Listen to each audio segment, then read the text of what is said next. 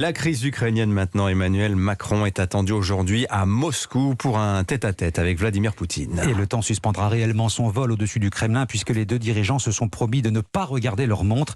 Discussion pour aller au fond des choses. Pour Emmanuel Macron, l'enjeu est diplomatique, obtenir une promesse de désescalade de la part des Russes. Il est aussi politique, Louis Dragnel. Oui, si le président français est aujourd'hui à Moscou, c'est parce qu'il est persuadé qu'il peut obtenir un geste, un signal de désescalade. Sinon, explique un conseiller, il n'y serait jamais allé. L'entourage d'Emmanuel Macron, assez confiant, relate même cette phrase que Vladimir Poutine aurait tenue au président français. « Je t'attends, je veux aller au fond des choses avec toi ».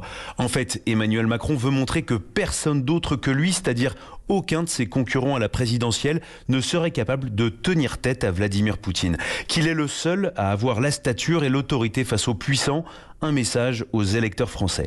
Mais c'est un pari très risqué car il ne fonctionne que si Vladimir Poutine change réellement sa position, que si le chef de l'État parvient à convaincre son homologue russe, un Vladimir Poutine qui méprise les responsables européens et préfère discuter du sort de l'Europe avec le président américain.